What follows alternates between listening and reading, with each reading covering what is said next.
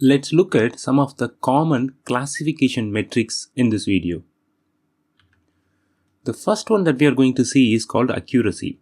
Accuracy is basically asking how often the model is correct overall.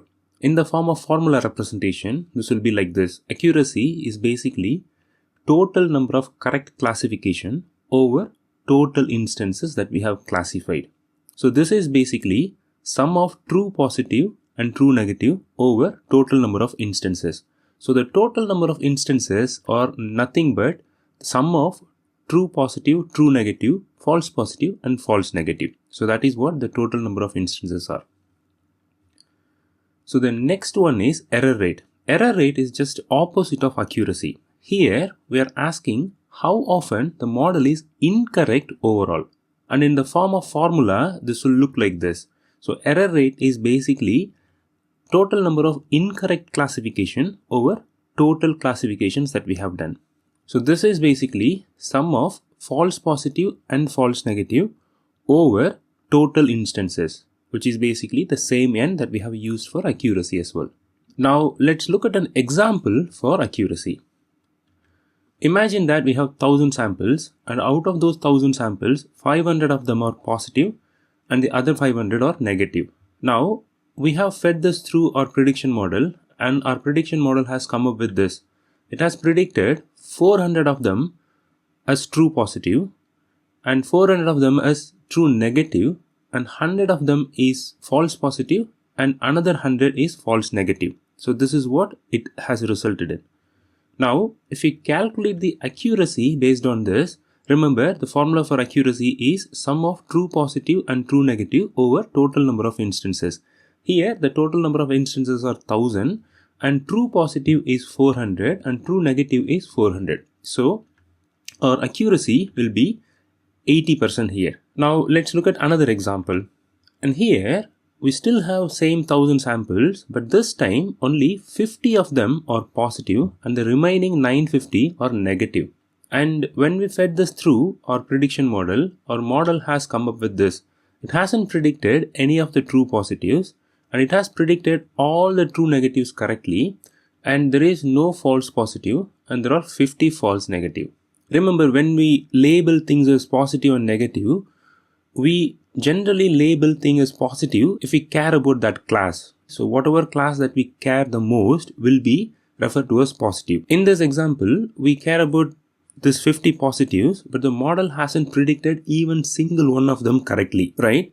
But now if we calculate the accuracy for this, accuracy will be 95%. Although accuracy is 95%, it is useless for us because we care about positives and it hasn't predicted even single positive correctly. So in general, accuracy is not that useful if our classes are imbalanced. So in this example, if you see, we have both positive and negative evenly distributed. So here accuracy makes sense, right? But on this example, we have too many negatives, too few positives. In this case, the classes are imbalanced, right? There is no even distribution between positive and negative in this particular case. And for these type of data sets, accuracy is not going to be a useful metric. Now let's move on to precision and recall. So these are two different metrics that we can derive from the confusion matrix. So precision is basically true positive over sum of true positive and false positive. Here the question that we are asking is, out of everything that are flagged positive, how many were actually positive? So we are interested in how many positives were correctly flagged as positive. So this is sensitive to false positive. If we have flagged something as incorrectly positive, then this particular metric will be sensitive to that. So basically this precision is sensitive to false positive because we have that in the denominator here. If we have more false positive, this is going to affect the precision. Now if we take the same example that we have seen last time and calculate precision for that, the precision for that will be 0 because true positive is 0, which means whatever we use here as a normalization factor doesn't matter because the total number of true positive is 0. So our overall precision is going to be 0.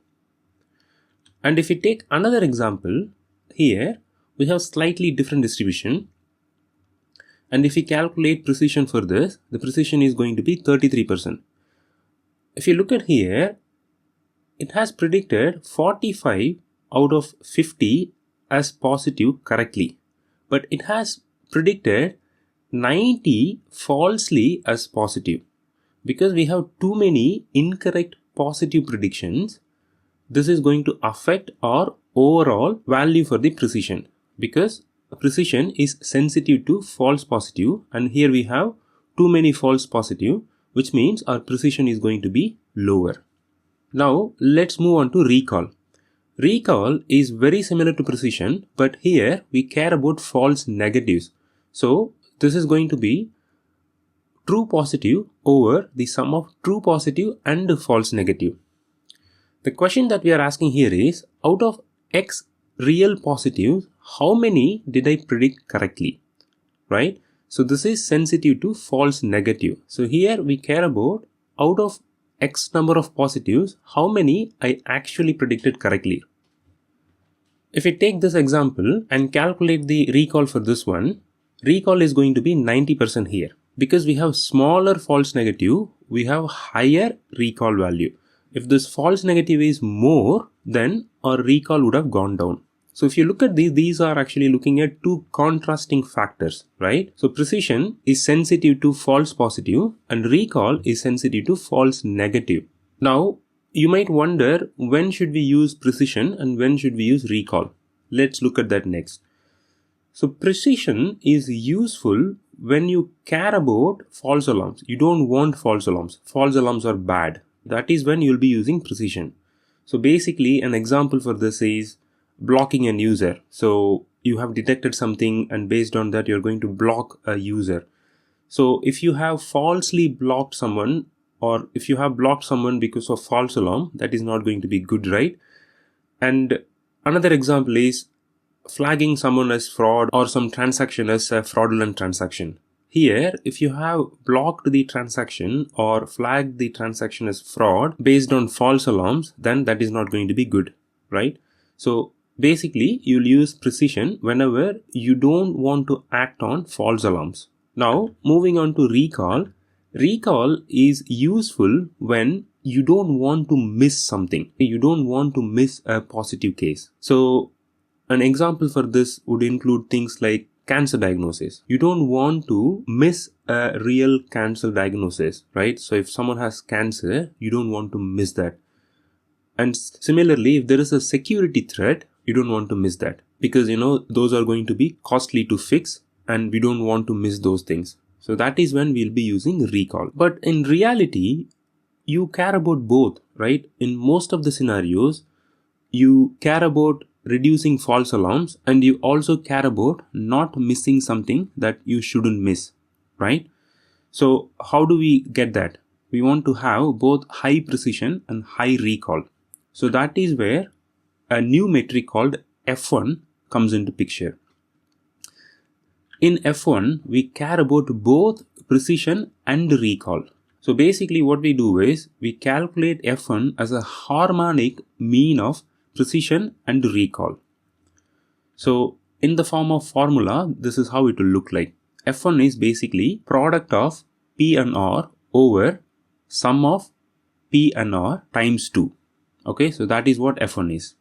This is called harmonic mean because it cares about both precision and recall. If either one of precision or recall is low, then the overall F1 will be low. So this is why this is called harmonic mean. If one of them is low, then the overall result will be low. So in this example, if you take, our precision is 100%, but our recall is just 10%.